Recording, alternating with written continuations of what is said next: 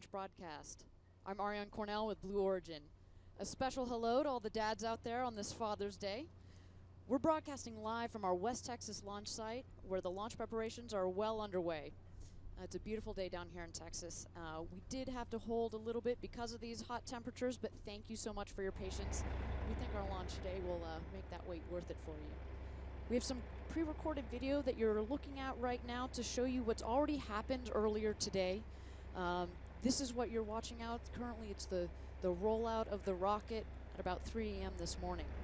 I'm here with my colleague this morning, Jeff Huntington, a flight sciences engineer at Blue, and we'll get you acquainted with Blue Origin this morning, our new Shepard program, while also highlighting some of the keys of our mission today. Good morning. I'm Jeff, a flight sciences engineer here at Blue, and I'll be tracking the procedures from Mission Control to keep you all updated with our progress throughout the launch. As you can see on your screen, we are currently at T-minus 33 minutes and 52 seconds. And the rocket left our vehicle preparation facility on its 2-mile journey to the launch pad.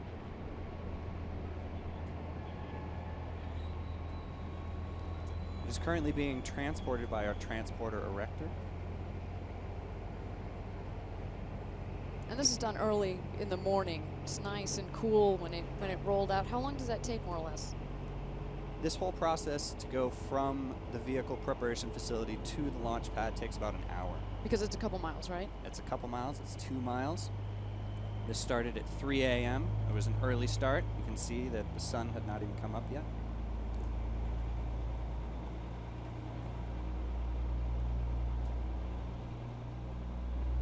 And it's a beautiful rocket. You'll see, actually, this is the 4th time that this exact rocket is going to fly into space this morning.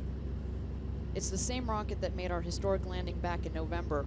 And you'll see on the rocket, on the feather, there's some white speck marks. That's from the that's our thermal protection foam that we put on the outside. That is what a rocket that's been reused multiple times looks like. Looks a little bit worn, but that's how you know it's been to space 3 times previously. What you see there is the transport erector backing up to that launch stand. That big gray thing that's around the rocket, that is our mobile launch stand. In order to have a very efficient launch, what we do is we take part of the launch stand with us and we keep that attached to the rocket. Then as we rotate it to vertical, that connection makes it really easy.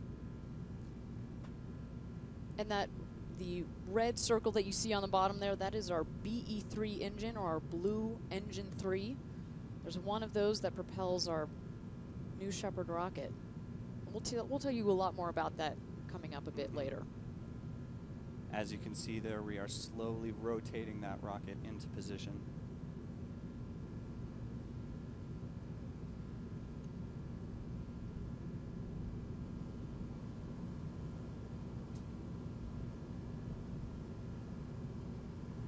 All this happened at about 3:30 in the morning. You're looking at recorded shots from earlier today. Now, in order to have a very efficient launch, we just have a skeleton crew there. You don't see many people standing around, and that's because we want to be able to rapidly fly this rocket over and over again. And so we've built into the design many things that keep it so you don't need very many people to launch this thing. Keeping it lean and mean, yeah. It's not just about quick turnaround, it's also about keeping down the costs, right? That's one of the big things we're trying to do here at Blue, not just the reusability of these rockets, but in all of our operations, how do we keep the costs down? If we're going to be sending millions of people to live and work in space, we're going to need to keep the costs down. You can see the launch tower there. That's the thing just to the right of the rocket. So when there are astronauts that want to board this rocket, what they do is climb up that launch tower. That's a 75-foot tower. On this mission, we're going to have a few payloads. There are 3 university payloads. They got loaded in earlier today. But to be clear, today it's just the payloads. We're not going to have any astronauts on the rocket. That'll be coming up in the next year or two. Mm-hmm. You can see that diving board-like platform getting extended out to that crew capsule. That comes out, it's a nice safe platform. Then we open that hatch, we load the payloads in, close up that hatch, and get it ready to go. That all happened just a couple hours ago.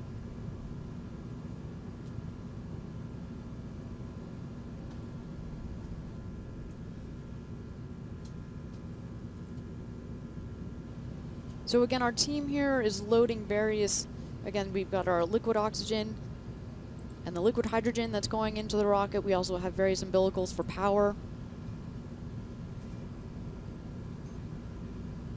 That's all to get New Shepard warmed up here. At 3 in the morning, you need to be warmed up a little bit more, but by now it's nice and toasty here down in West Texas. Yeah, here in the desert, it does chill down at night. This was maybe 60 or 70 degrees when this was going on. It's been warming up throughout the day. It is going to be a hot one. There is definitely a heat wave going through most of the country right now.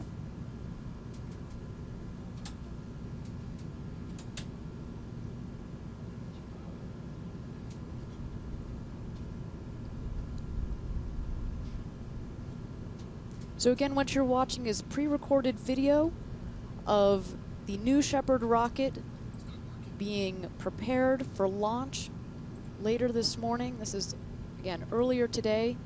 We rolled it out of the vertical processing facility, or the barn as we also like to call it down here, out towards the launch pad. That's about a 2-mile trip.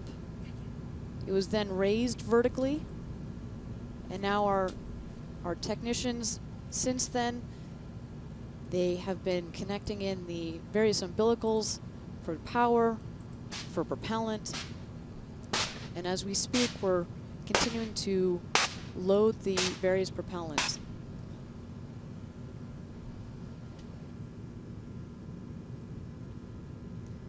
What you see here are some checks that we have on the drag brakes. That's on the top ring fin. Jeff's going to be telling us a lot more about the booster and the various moving components on it. Yeah, those are 8 giant doors that deploy. We should hear a sound any minute now. We already heard it, actually. There was a sound of 8 pulses. That is the reaction control system on the booster. We use that when we're in space to control the orientation of the rocket. That test for the booster was done earlier today. We're going to do a similar test on the crew capsule in just a few minutes. About maybe 15 minutes we'll have a similar test. You'll get to hear that one as well. There's a shot of the aft section, and what you can see there is the landing gear coming out. That happens just in the last few seconds. Right now we're doing a test of all these systems. We want to make sure that these systems are fully operational before we actually lift off. And those 4 kind of cylinders that you see at the base there, those are crushable portions that we have on the bottom, on the feet, if you will, of the landing gear. And that's going to absorb that last bit of energy. It's kind of like that front portion of your car that's supposed to be crushable in an accident. What you want to do is take that last minute energy out of the system. All right, we're currently sitting at T-minus 26 minutes and 17 seconds. I'm checking in with mission control, and it looks like things are going well. We have powered up the crew capsule as well as the booster. Propellants are being loaded.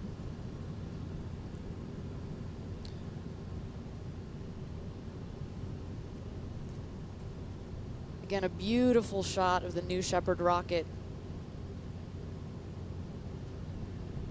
As mentioned, this is going to be the 4th time that this exact same rocket has gone into space. Again, a truly reusable rocket here in New Shepard.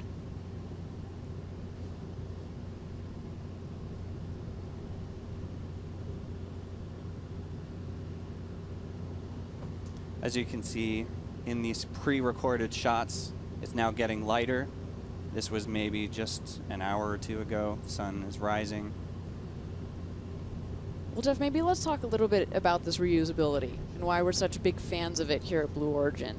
So traditionally, companies spend millions of dollars and many, many man-hours building a new rocket for every single flight. But that's not our plan here at Blue Origin. We spend just a mere fraction of that on refurbishing this rocket. we can actually, I mean, we're talking about low thousands of dollars to refurbish this rocket in between each flight. But reusable rockets are hard, right? Again, the one that you're looking at on your screen is the only one that has, in the history of spaceflight, that has flown into space, come back down, and then flown again multiple times. But because it's so hard, that's why we've decided to start with a suborbital program. With the suborbital program, what we're doing at Blue is we're teaching ourselves how to build these engines, which are deeply throttleable, which is what allows for the controlled, nice, precise landing. We're teaching ourselves how to launch, relaunch, both efficiently and reliably. One of the things that we're also getting practice on is the software that we use to fly this rocket. The landing algorithms, the boost algorithms, we're really fine-tuning them now with each launch. And those software algorithms, they'll be able to use for any rocket that we fly. Well, there you go. Well, and then once you got the hardware, you've got your software down, we got the ops down, and the next thing that we'll end up testing, but teaching ourselves how to do, is sending people into space and bringing them back home safely. Once you wrap all of that up, what we're going to try to do is then roll those lessons learned into our orbital rocket. And by doing it in a suborbital program, we can practice many, many, many, many times. So, in fact, this rocket, we can launch this at least 50 times for the same cost as doing one orbital launch. Wow. Today, most organizations, they're flying maybe 12 times a year. We can get so much more practice out of this suborbital program. So at Blue, you know, our philosophy is around our motto, which is gradatum ferociter, and I don't know if when's the last time you've tested your Latin, maybe back in high school, but that means step by step ferociously, and that's precisely what we're doing here with our suborbital program, is we're getting it down pat on our suborbital program, and we're going to take those lessons and that design, and we're going to roll it into the orbital program, which hopefully we'll be flying sometime by the end of the decade. So, Jeff, maybe can you dig a little bit into this beautiful specimen of engineering that we've got here and tell us a little bit more about the technology? Sure, Ariane, I'd be happy to. So what you see on your screen, that's actually a great shot of the New Shepard rocket. And the New Shepard rocket is really two pieces.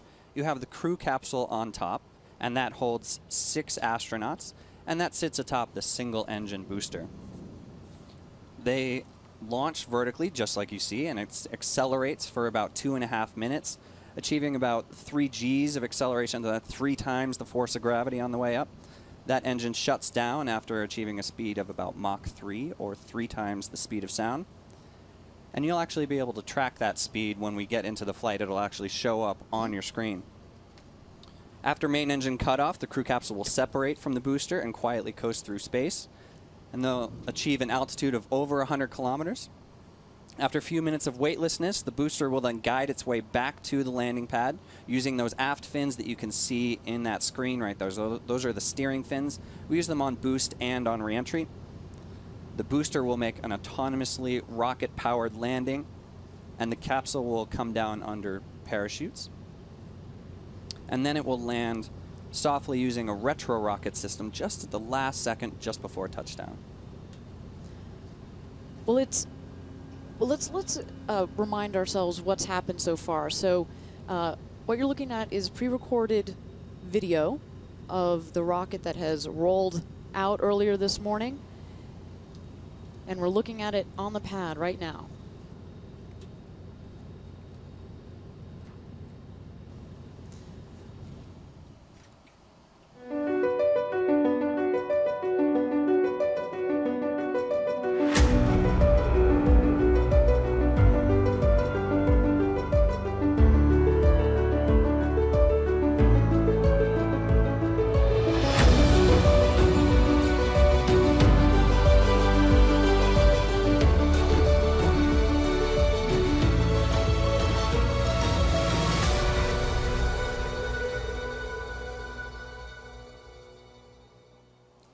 Hello, everybody.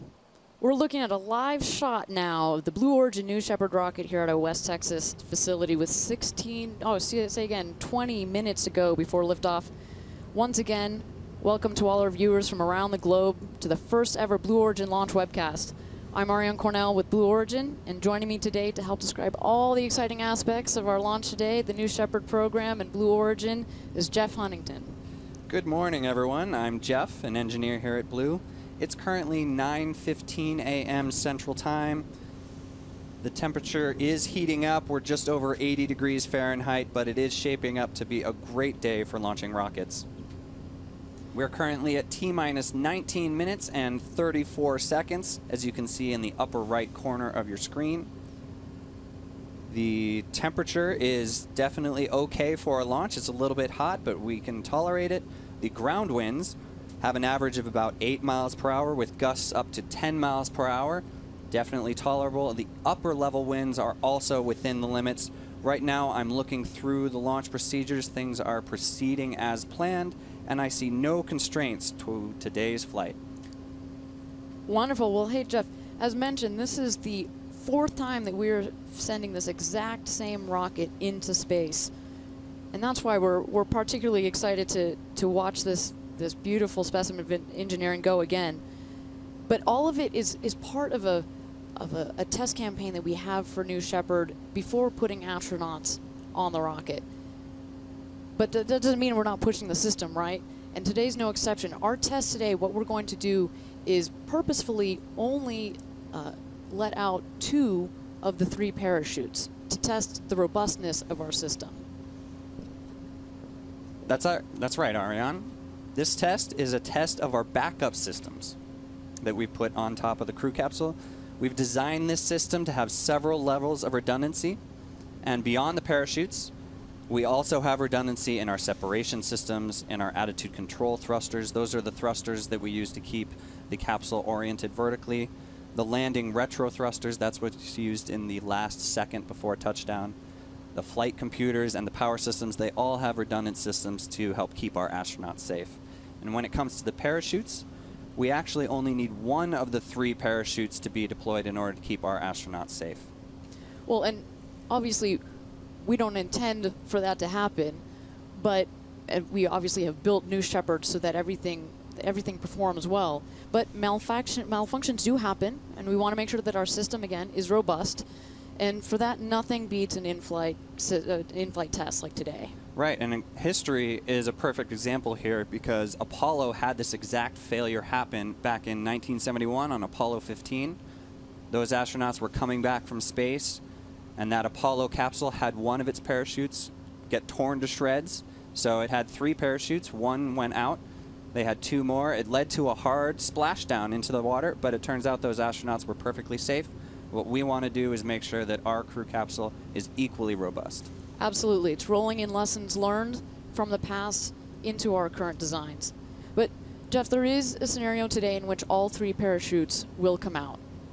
Yeah, that's the case. We have all 3 parachutes installed and ready to be used. If the crew capsule runs into some trouble, either during the coast phase or maybe during re-entry, there is a chance that it could decide to deploy all 3 parachutes. What we don't want to do is stack multiple failures up on top of each other. We really want to preserve this hardware. All right, let's check back in with Mission Control to see where they're at. It's T-minus 16 minutes and 17 seconds. I see that the crew capsule is getting ready to test its attitude control system.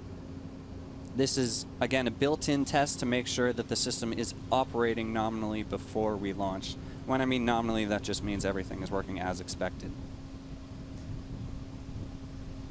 Well, and Jeff, so again, while we're not going to put astronauts on New Shepard today, maybe we can talk a little bit about what it would be like if we were floating around up there. So this crew capsule has 530 cubic feet of space. That's over 10 times what Alan Shepard had back in 1961 when he took his Mercury flight. That means when astronauts are up there, when you and I are up there, you've got all this room to turn somersaults and really enjoy the freedom of space up there. But that's not the only place where we've designed this capsule really for that astronaut experience. If you look at the capsule, we have 6 windows, giant windows. These are the largest windows that will have ever flown in space. They're over 1,000 inches squared. And when you add up all 6 of that, over a third of that capsule is windows. So when you and I are floating up there in space, it's going to feel like you are floating in space. I think you have no idea how badly I want to fly on this right now. But so if you look up on the windows today, the windows that you see up there, they're painted on, but to give you a size of the scale, the next capsule, the next iteration of this capsule, will have the real windows, which we've tested extensively. They're multi-paned and fracture tough, but they're also super clear, super pristine. So when you're floating out up in space, you're going to get this, the beautiful views of the curvature of the Earth, the blackness of the space, the colors of the land popping back at you. It's going to be an absolutely mind-blowing experience, that's for sure. Yeah, it's going to be hard to decide to spend more time looking out or just doing somersaults inside the crew capsule. I might toss some M&Ms at you, or I don't know, potato chips, Homer Simpson style. Maybe some kind of experiment. I don't know. Yeah, no, absolutely. But you have 4 minutes to really appreciate and take in all of that, all of the beauty, and also to play around in the freedoms of 0G. So just as a recap, you're looking live at live shots of our new Shepard rocket here in West Texas. We're about 13 and a half minutes ago until launch. This is the 4th flight of this new Shepard rocket. Again, a truly reusable rocket.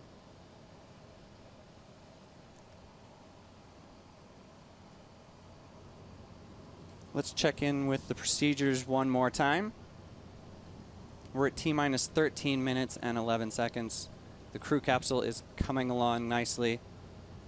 It is getting ready for that attitude control system test.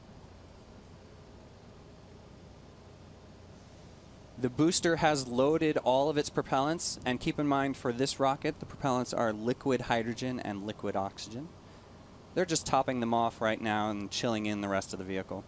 So that liquid oxygen and the liquid hydrogen is going to be powering that BE3 engine that we were talking about a little bit earlier, Jeff. And what makes that engine so unique is its throttle ability. So we can, as you're going up towards space, jamming out 110,000 pounds of thrust. But then when we come back to land, we pull back the thrust, and we have the ability to go down as far as 20,000 pounds of thrust. And it's that entire spectrum that we can use. We've got that entire window to use upon landing. Because when it's coming back, it's basically like an empty fuel tank. You don't want that thrust. You don't need that thrust. And so that's what allows for such a nice, precise, controlled landing of New Shepard. What you're also seeing on the capsule right now is our big, beautiful Blue Origin feather. It has some white specks on it. Again, that's what a reused rocket that's been into space looks like. What that is we've, on the refurbishment, we've touched up that thermal protection foam that's on the outside. As part of the refurbishment, what we've also done is we replaced some of those crushable portions that we were talking about a little bit earlier. We've updated the software with some of our lessons learned, and also for new trajectories. And we've also repacked the chute. So it's really minimal processes that we need.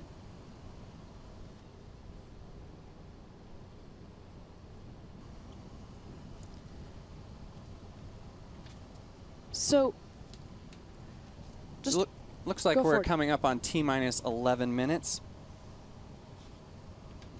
The crew capsule is still in work on its tests, and propellant conditioning is still occurring on the rocket. Mission Control is going through final checkouts here in the last 10 minutes. Just briefly, the crew capsule, we have an escape system in that crew capsule. And what we've done is we're about to have RCS bit on the crew capsule. Okay. Stand by for that. We might be able to hear that.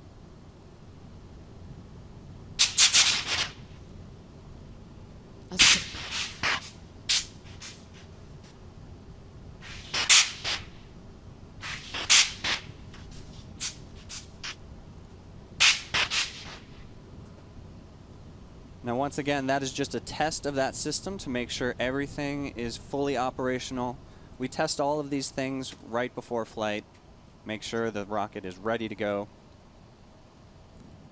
I'm hearing from Mission Control that that test was successful. The next thing we'll do on the crew capsule is test the escape system. It's about to do its built-in test. That escape system, we want to make sure it has a thorough checkout, go through all of its processes, make sure it can operate as expected should we need it. Absolutely, and that escape system, as I was just about to say, we've got a solid rocket motor in there, and what happens is, if we ever detect any issue with the rocket, we've got this full envelope escape system, which means from the moment that the passengers are buckled into their seats through escape, we have the ability to fire that solid rocket motor, and within 2 seconds, 70,000 pounds of thrust comes out and moves that capsule far and fast away from the booster. It's going to be quite a ride. It's going to be quite a ride. We've actually already tested that back in 2012, but we're actually going to test it in flight in one of our upcoming test flights. Right. The first flight of that crew capsule that you see there back in 2012 was that pad escape test. We have great videos of that on our Blue Origin YouTube channel. I definitely encourage you to go check that out. Not right now, of course, because we're at T-minus 8 minutes, but definitely later today. That's another great flight. Well, Jeff, so while we've got T-minus 8.5 to go, why don't you take us through for a minute or two what makes the rocket take off and land vertically? Yeah, well, Aryan, let's start with the obvious, right? This is rocket science, and it's hard to design a rocket that can actually fly backwards.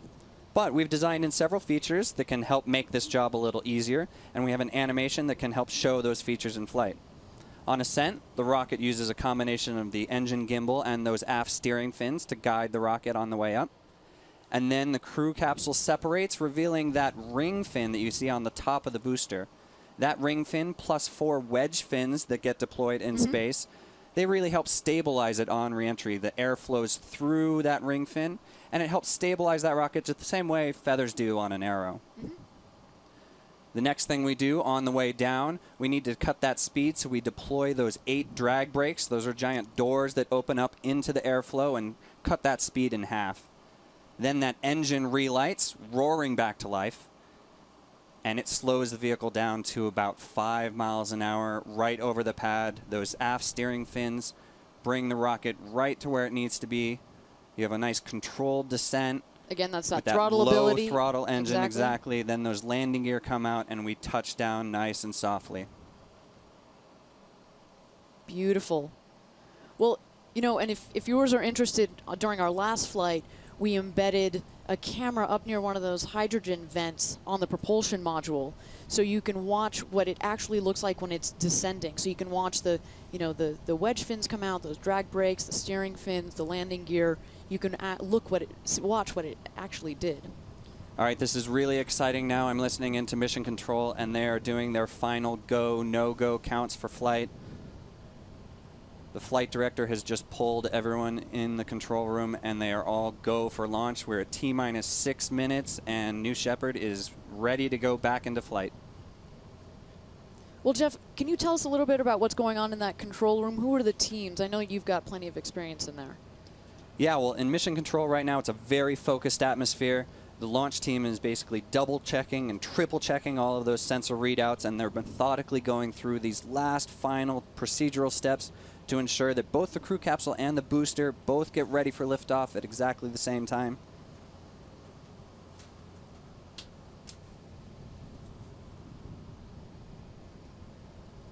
Can you tell us a little bit about the team leaders, about the individual teams? Right, so there's the flight director, and he's the one in charge of the entire operation. And then there's the flight controller. The flight controller is the one sending commands to the booster to get it ready for flight. You'll actually hear his voice later on doing the terminal count.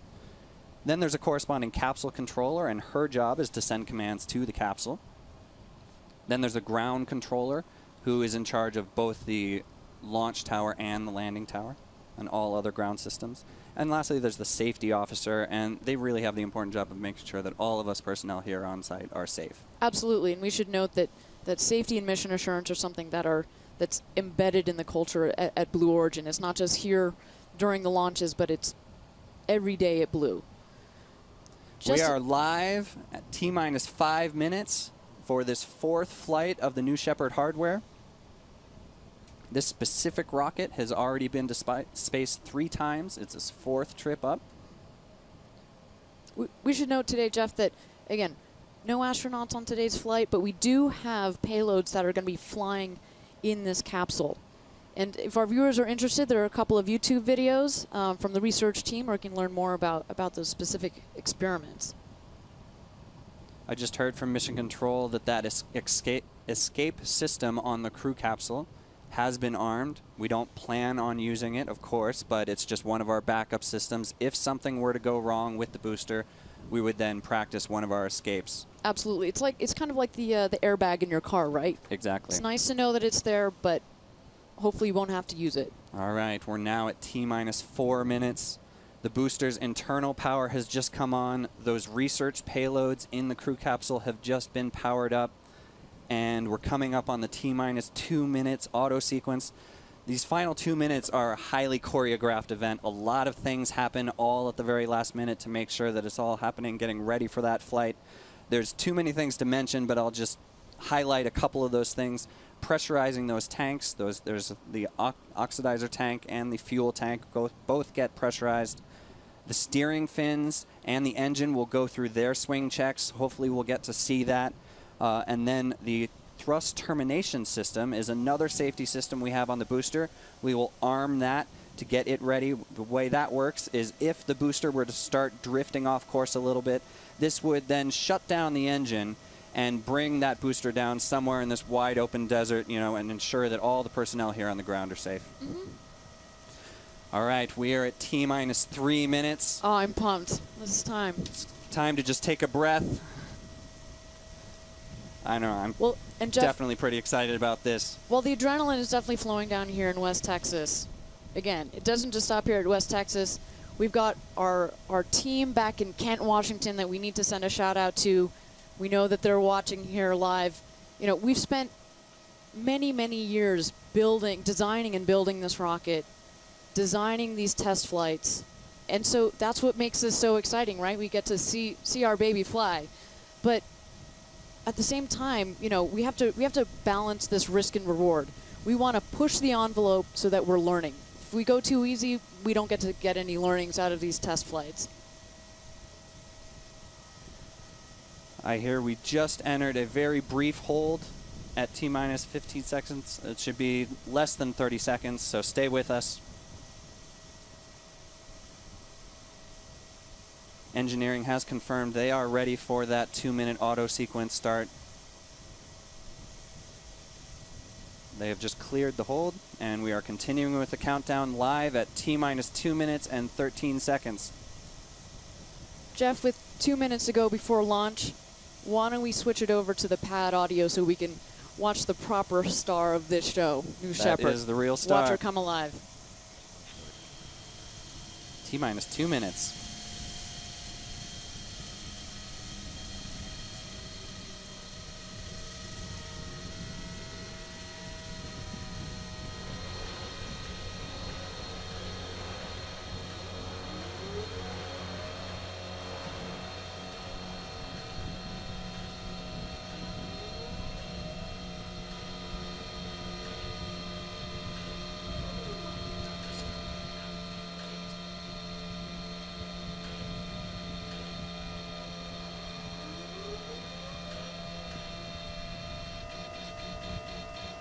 Again, you're watching a live shot of our new Shepard rocket.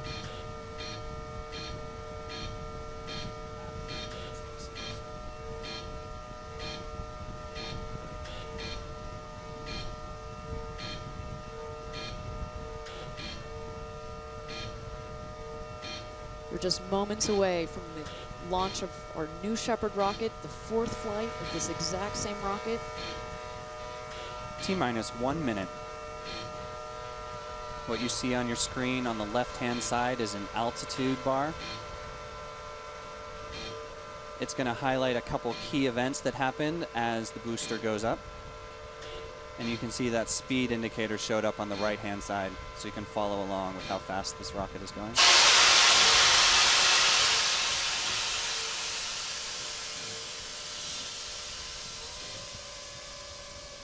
T-minus 30 seconds and counting. All right, Jeff. It's time to hand this show over to Mission Control so we can listen in on the final countdown. Let's do it. Let's light this candle. T-minus 10, 9, 8, 7, 6, 5, 4. Command engine start.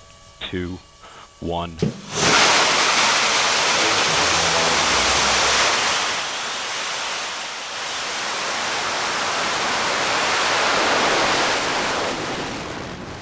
NS4 has cleared the tower.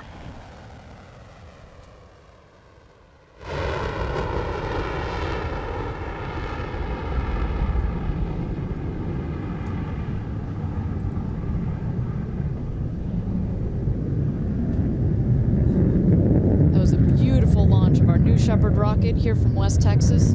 You're watching live. 5,000 feet and climbing.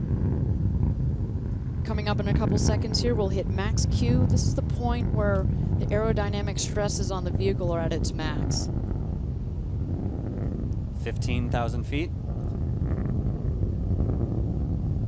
There we've hit max Q.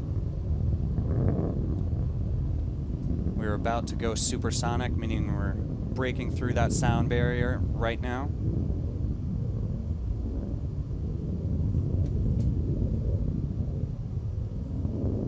On the left-hand side, you can see that blue bar filling up. That's your altitude indicator. You can see we still have a long way to go to get to space.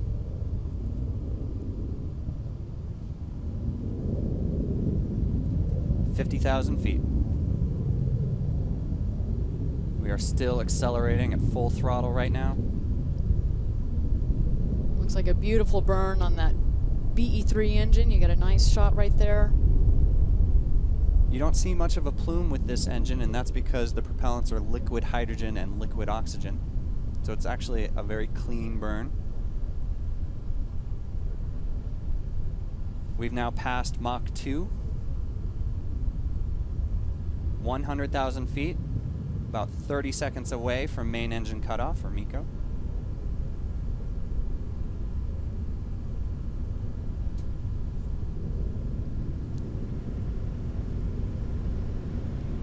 Again, you're watching our live launch broadcast. It's the 4th flight of this new Shepard rocket.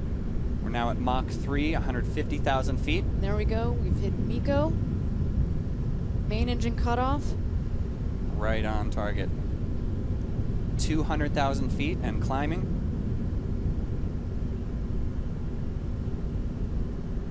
Separation should be coming up shortly.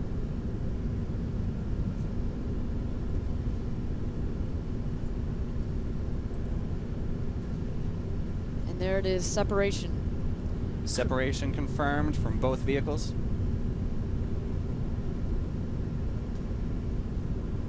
We're just under 3 minutes into this launch.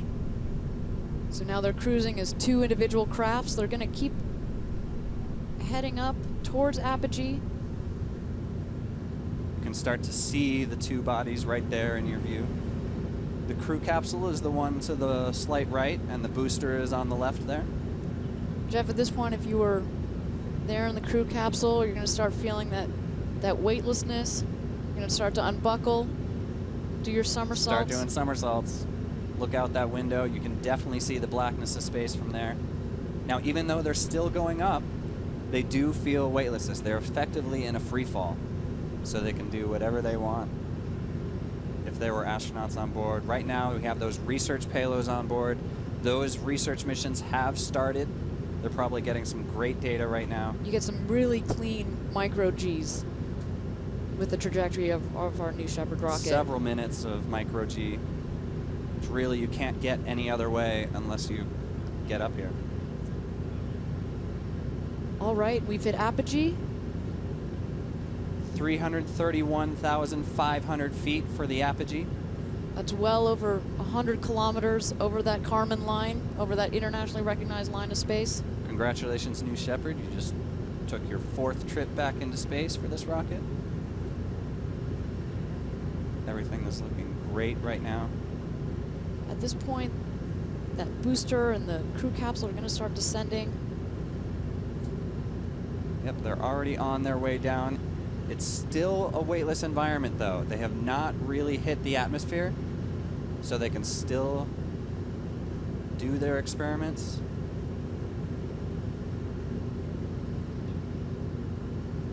We have about 1 more minute of weightlessness before that booster will start hitting the atmosphere.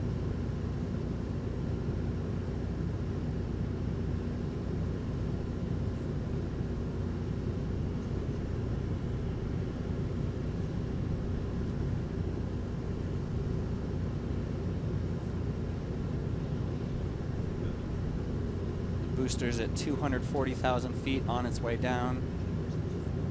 You can see that speed indicator is really climbing up. It is definitely accelerating back towards the ground.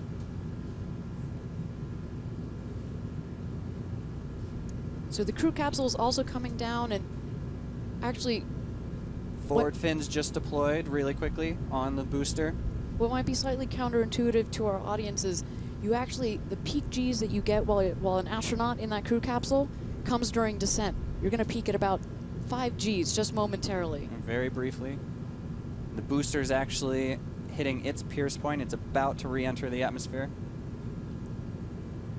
This is the point where it can actually start steering back to that landing pad. It's using those aft steering fins to guide its way back. You can definitely see that those wedge fins have been deployed. Again, that's adding stability to the rocket, makes it want to come down naturally. It's slowing upright. down now. You might be able to hear a sonic boom coming back as it dives back down through the sound barrier. 30,000 feet altitude. Those drag brakes should be deploying soon. There they go. You can see them. Nice and clean. Watch how it's cutting that speed. 10,000 feet. That engine should be relighting soon. 5,000 feet. There's that engine relight.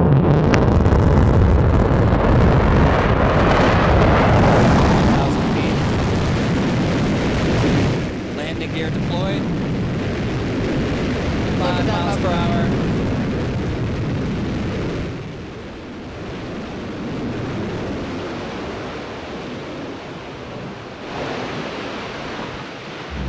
Amazing, another picture-perfect landing for the new Shepard rocket booster. Let's cut over to the crew capsule because it's about to deploy its parachutes. What a beautiful landing. You see that control, that hover? There we go. We've got the 2 drogue chutes which have deployed. That means we are executing the primary mission of today's flight, which was to test the redundancy with our parachutes. Next should be the mains. You see a little bit of oscillation there on the capsule, but that's to be expected. That will damp out. Yeah, that's not something to worry about.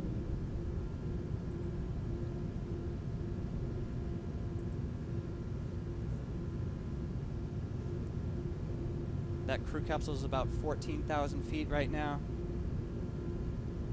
Again, you're watching a live launch and landing of the new Shepard vehicle. This is the 4th time that it's gone into space and landed. And we're just waiting for our crew capsule to descend here. We're testing a 1 chute out. Those main parachutes should be deploying soon, and that should help with the coning that you see, that kind of oscillation. There go the main parachutes. You can see how it's damped out nicely. And those 2 parachutes are inflating right now. You can see that the speed has dropped down to just 20 miles an hour. Full inflation on both of those. Beautiful. There's almost no motion with that crew capsule anymore. That's a great ride. There you see the hills of West Texas there in your background. If you're an astronaut coming down, you're going to see the Earth coming back at you. It's 1,000 feet off the ground. There's going to be that retro rocket system that fires just in the last second before touchdown. Keep in mind it does kick up a lot of dust here, in the West Texas desert. It looks like a hard landing, but really it just is a soft, pillowy touchdown at about 1 or 2 miles an hour. And that's coming up in about 15 seconds. We should see that happen. 10 seconds to touchdown.